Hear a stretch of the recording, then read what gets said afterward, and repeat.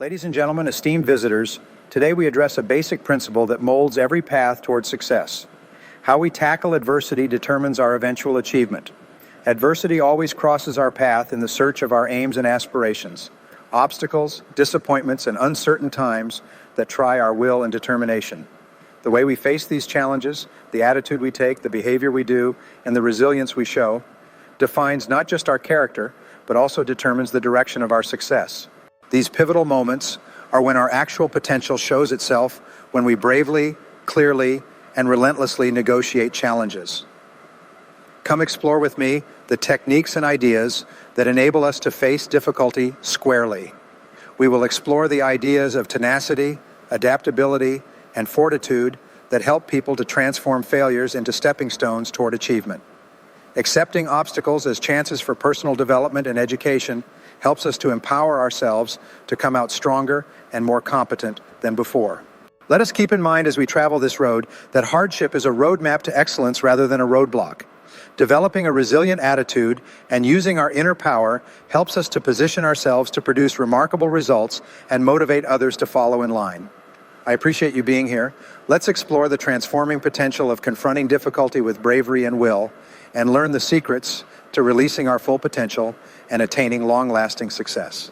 True self-confidence comes from positive knowledge rather than positive thinking. Your job is to develop the kind of unshakable confidence in yourself that makes you an unstoppable force of nature. Your job is to take every possible step to become so positive that you become irresistible and capable of achieving any goal you set your mind to. One of the most important things you need is absolute faith in your ability to overcome any adversity that the world throws at you. Napoleon Hill said that persistence is inherent in a man's character, just as carbon is inherent in steel. He also said that before success comes into anyone's life, they are sure to meet with many temporary defeats and possibly some failures. When defeat overtakes a person, the easiest and most logical thing to do is to quit. That is exactly what most people do. In reality, your perseverance is the measure of your faith in yourself and your ability to succeed. If you believe absolutely, without a doubt, that if you persevere long enough and hard enough, you will eventually triumph, then nothing can stop you. And when you build this absolute certainty within yourself, then practically anything becomes possible for you. Robert Ringer, in his best-selling book, $1 Million Habits, says that the most important of all habits leading to great achievements is what he calls the habit of reality.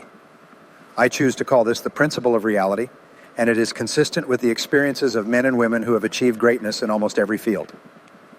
Happy and successful people are intensely realistic. They do not indulge in self-deception. They face the world as it is rather than as they wish it to be, accept the unchangeable facts of life, and work and plan their activities around them. It's easy to feel good about yourself and have high levels of self-confidence when everything is going well. But the true test of a man or a woman is when you can keep your head and keep functioning when things seem to be falling apart around you and everyone else is discouraged and often blaming you. These are the times when you really prove what you are made of. The Stanford University Business School has conducted extensive research on the qualities of a man or a woman that distinguish them as they move up to the executive suite and ultimately to the position of president and CEO. After examining dozens of qualities, they were finally able to identify 2 qualities that were most representative of the superior person in terms of ensuring that the organization under their control would continue to survive and thrive in a dynamic and competitive world. The first quality was the ability to perform as a member of a team and the ability to build teams to achieve common goals. But the second quality was harder to measure, though it was also absolutely indispensable for long-term high-level success. This quality was the ability to function well in a crisis, the kind of courage that is instantly available to a person who is awakened at that hour and has no time to mentally and emotionally prepare for a crisis. They called this the rarest form of courage, and in their conclusion, very few people had it. In military terms, they call this being under fire. A question that every soldier, sailor, and airman asks is how they and others will behave under fire. They know this is the ultimate test of an individual's character and training. Your self-esteem and self-confidence are closely tied to your deep inner feeling about your ability to be effective in the face of problems and difficulties that hit you like a punch in the solar plexus. It's your ability to get up off the mat and keep swinging. That is the true measure of what you are made of. One of my favorite poems is by Robert W. Service, and it's called The Quitter. There is a verse in that poem that goes like this: "You're sick of the game? Well, now that's a shame. You're young, you're brave, and you're bright. You've had a raw deal, I know, but don't squeal. Buck up, do your damnedest, and fight. It's the plugging away that will win you the day. Just summon your courage. It's easy to quit. The hard part is keeping your chin up. The quality of your entire personality is affected by how you face adversity and how well you hold your head up. Successful and self-confident people are not those who do not have problems. They are simply those who face their problems differently from the average person. B.C. Forbes, founder of Forbes magazine, wrote that history has demonstrated that the most notable winners usually encountered heartbreaking obstacles before they triumphed. They won because they refused to be discouraged by their defeat, and you can too. No matter how well our parents protect us while we are growing up, sooner or later we face challenges and difficulties in our relationships, our work, and our other activities. Each time we face one of these external challenges, we have the option to respond positively and constructively, or to let it overwhelm us. If we deliberately choose to respond positively and constructively, to keep our mind calm and cool, and to effectively deal with the inevitable problem, we learn, we grow, and we become stronger. Our self-confidence increases, our belief in our ability to achieve our goals grows, our self-esteem rises, we form a better self-image, and we become more self-assured and optimistic. Every great enterprise goes through the same cycle of challenge and response. If a small business is able to cope with the inevitable setbacks and reverses its experiences, it will continue to grow and generate even greater responses. Peter Drucker once said that a business stays in business as long as it continues to make enough money to cover its mistakes.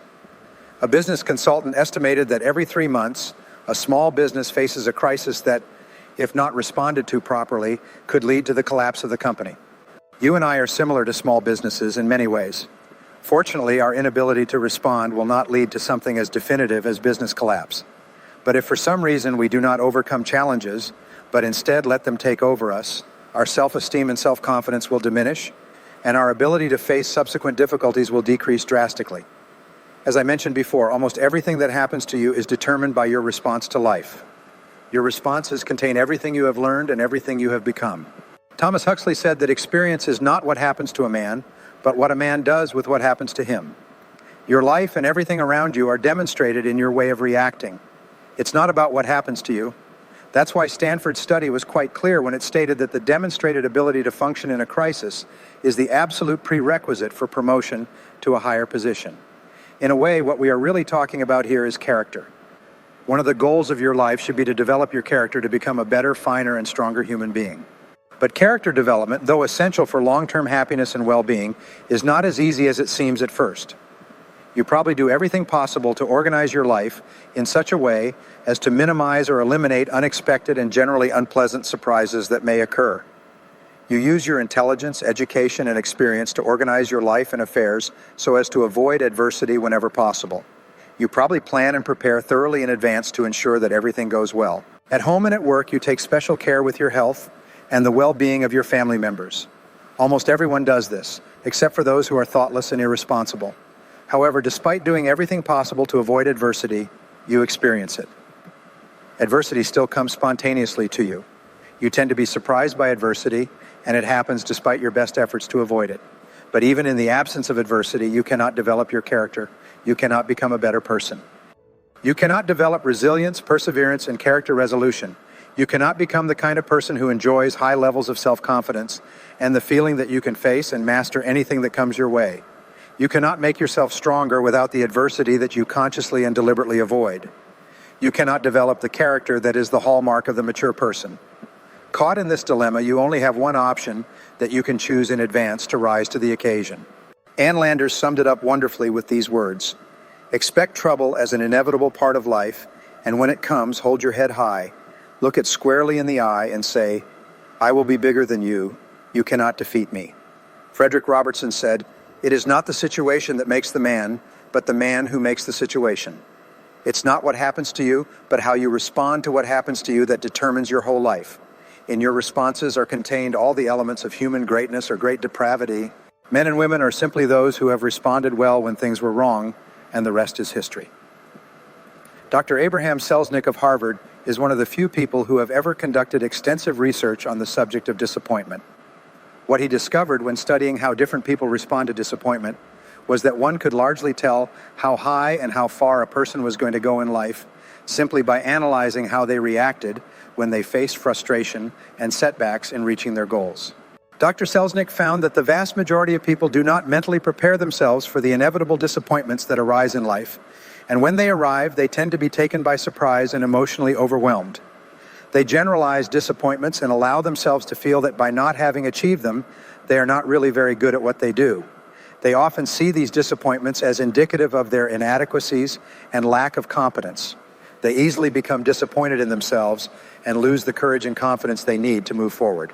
They often become depressed, and in most cases, they give up. They stop setting goals and working on themselves, and they worry more about security and potential losses than about taking risks and possible gains. The winners in his study responded to disappointment very differently. First, they mentally prepared themselves in advance for disappointment, so that when it arrived, they had already thought about how they would react and the possible courses of action available to them. They considered a particular setback to be very specific and not indicative of a general lack of skill or character flaw. More than anything else, these superior men and women had developed a series of mental tools that they used almost automatically when things went wrong. Historians consider Napoleon Bonaparte perhaps the most brilliant battle general in the history of mankind. In a military career spanning 25 years and involving hundreds of battles large and small, Napoleon lost only 3 times. He was famous for taking the time to consider all possibilities before each battle, without illusions, facing the worst possible outcomes and setbacks that could occur. When the battle was underway and confusion reigned everywhere, a steady stream of messengers and officers came to him with news and sought instructions on what to do next. His responses were always clear, concise, and immediate. No matter what happened, he had a response ready on the tip of his tongue. And the reason for this, and what helped make him the master of all Europe, was that he had thought everything through in advance. This program on the science of self-confidence aims to be very practical and useful for you. In the next few minutes, I'll share with you some of the mental tools used by the most effective men and women in our society to face adversity.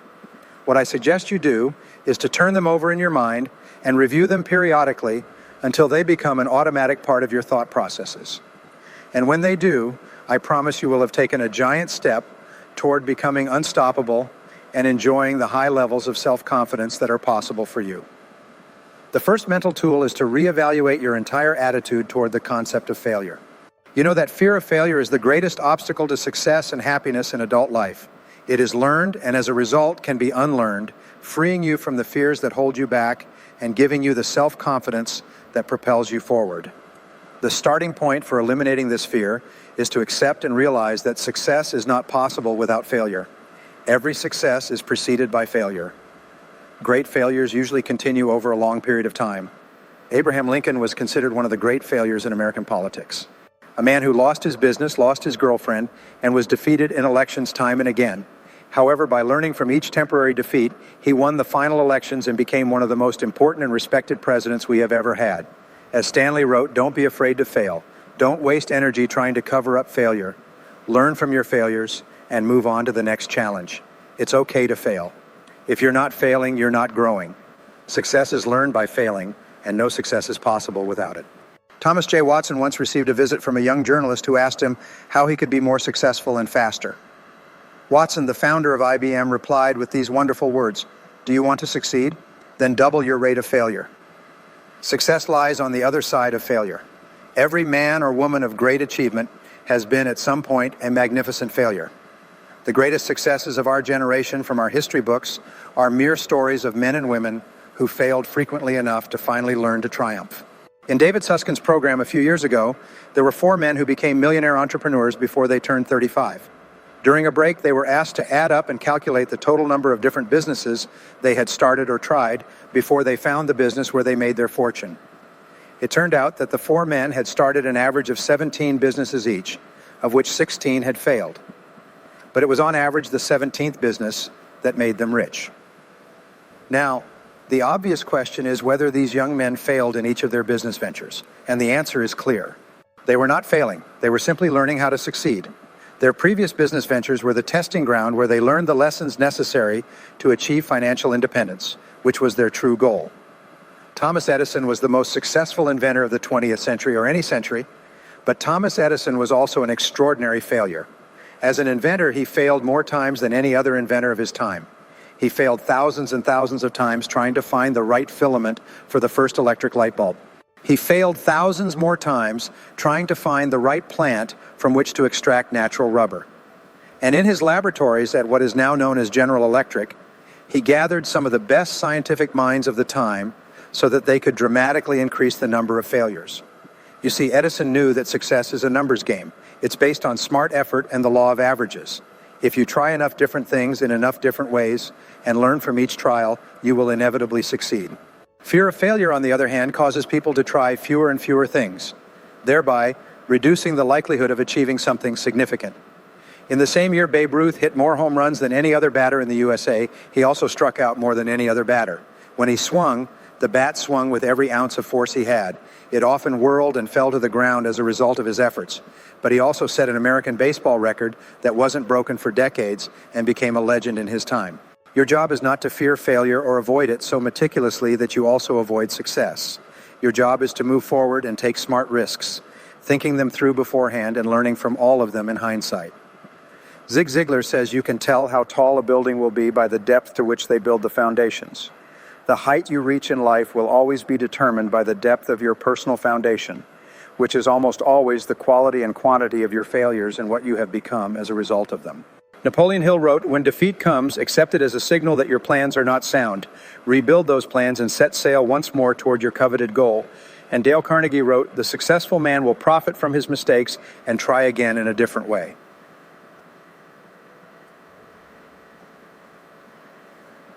The starting point for triumphing over adversity is to overcome the fear of failure to the point of being willing to boldly move toward your dreams. We said before that whatever your emotions are, they control your decisions and everything you do. When you write clear goals and make detailed plans to achieve them, and think about them all the time, you build within yourself the burning heat of desire, which can eventually become so powerful that it surpasses any fear of failure that might hold you back. The more you think about your goals, talk about them, and write them down, the more determined you will be to make them a reality, and the more likely you will be to overcome any small fears that may arise. The second mental tool you can use to face adversity is called crisis anticipation, which refers to your ability to think ahead. Your mind is the most powerful tool you have to grasp reality. Everything you feel and all your reactions are initially determined by how you think about any subject. If you change the quality of your thinking, you change the quality of your life. Start by applying your thinking ability to your current situation. Crisis anticipation involves looking 6 to 12 months into the future and making a list of everything that could go wrong in areas that are important to you. It's similar to what Napoleon did in anticipation of an upcoming battle. If you have a business, make a list of all the issues that could arise and threaten the survival of your business. If you're in sales, list all the things that could happen that might drastically reduce your sales volume. Consider your family or even planning a family vacation. Make a list of all the unexpected events that could occur and derail your plans and objectives. In a business with 11 salespeople, the owner discovered that over 60% of sales came from 2 of them. If one of those individuals were to quit or worse, go to work for a competitor, the company's sales volume would drop dramatically, and its ability to survive might even be threatened. Once the owner realized this, they immediately began an intensive sales training program for all their people. At the same time, they started recruiting and looking for better salespeople while arranging to encourage those with poor performance to leave elsewhere. Within 6 months, no single salesperson represented more than 15% of the business. So when one of their previous top performers decided to leave, the company was able to absorb the temporary drop in productivity and continue to grow. What are the possible crises that could occur in your life? What if interest rates doubled or your business dropped by 50%? What if your best-selling product stopped selling or your top customers stopped buying? In what areas are you overly dependent on someone or something else to continue succeeding? And what steps could you take starting today to protect yourself against a crisis if it were to occur? You'll be surprised at how much more confident you feel when you feel you've thought through the critical areas of your life and made plans in case something goes wrong. The third mental tool you can use to triumph over adversity and maintain high self-confidence is knowing how to face an unexpected disappointment one step at a time. Let me explain. Every time one of your cherished dreams blows up in your face, or you hit a stone wall in pursuit of one of your goals, there's a natural reaction process that you and everyone else go through. When you can recognize this process in yourself, you can better see it in others and cope better. Elizabeth Kubler-Ross refers to this process as the 5 stages of facing death. They're the same for dealing with the death of a dream, a hope or a goal, or even the death of your peace of mind due to an unexpected source. The 5 stages appear to be identical. The first stage, when something goes completely wrong and you face an unexpected setback, similar to the death of a friend or family member, is denial. You simply refuse to face it. When a company is in trouble or a person's career isn't going well, this is the most common reaction in this first stage. You refuse to accept what happened as reality. You say something like, "I can't believe it," or say, "That couldn't have happened." You demand proof and immediately want to call someone or get information to verify what you've been told. The second stage, once you confirm that what has happened is a real fact, is anger.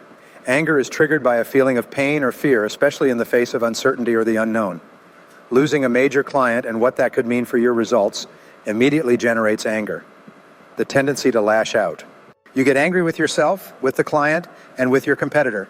That's why people often explode when they hear bad news. The third stage in facing any disappointment is to blame someone.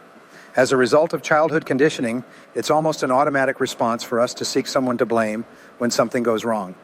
We want to be able to point the finger at the person whose actions caused this setback. If we ourselves caused the problem, we will blame our secretary, our friends, our family, or even shout at our children. But in any case, someone is to blame. The fourth stage is often depression.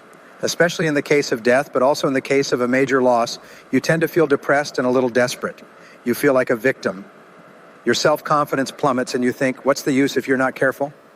You'll take a single setback or disappointment and generalize it to yourself as a person.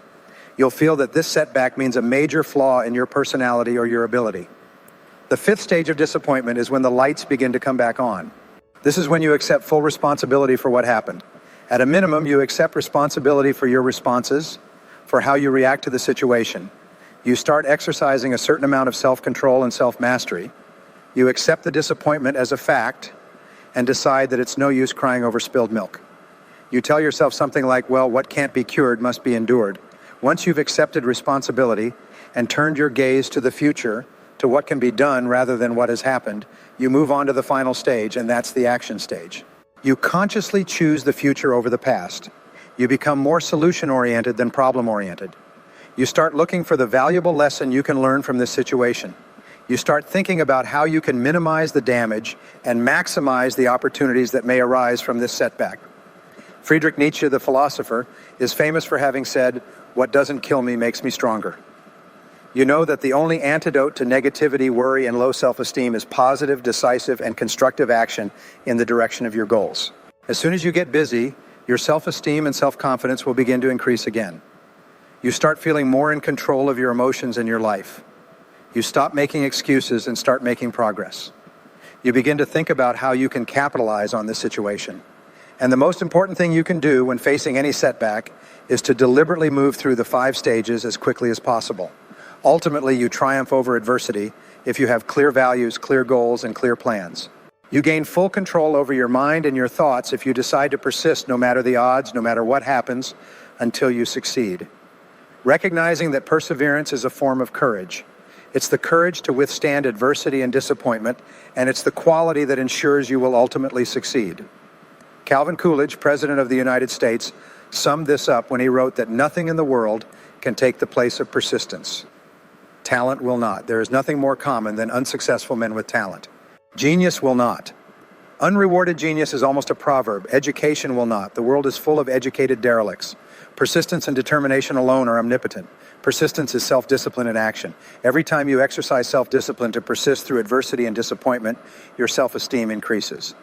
By engaging in the action of perseverance, you build your resistance to taking the easy way out. You create the friction that arises from going against your natural tendencies. You generate the heat that crystallizes your character at a new and higher level. And with this heightened level of perseverance, self-discipline, and character, your self-esteem, self-respect, and personal pride increase. Your belief in yourself serves as a deep foundation of confidence upon which you build a great life. You become more positive, more optimistic, and more unstoppable in everything you do. And you do this because, as Churchill said, you never give up. Never, never give up. As we wrap up our discussion of how dealing with problems affects our success, let us go forward with a deeper understanding and a renewed drive. Even though it can be hard and scary, adversity is what makes people strong and helps them become great. Overcoming problems is how we learn what we're really capable of, improve our skills, and make it stronger in our desire to keep going after our dreams. Think about the ideas and plans we talked about today. Think about how these ideas can help you on your own trip. Instead of seeing problems as setbacks, see them as chances to grow and change. You give yourself the power to turn problems into steps toward bigger goals by training your mind to be persistent, flexible, and open to learning from all experiences.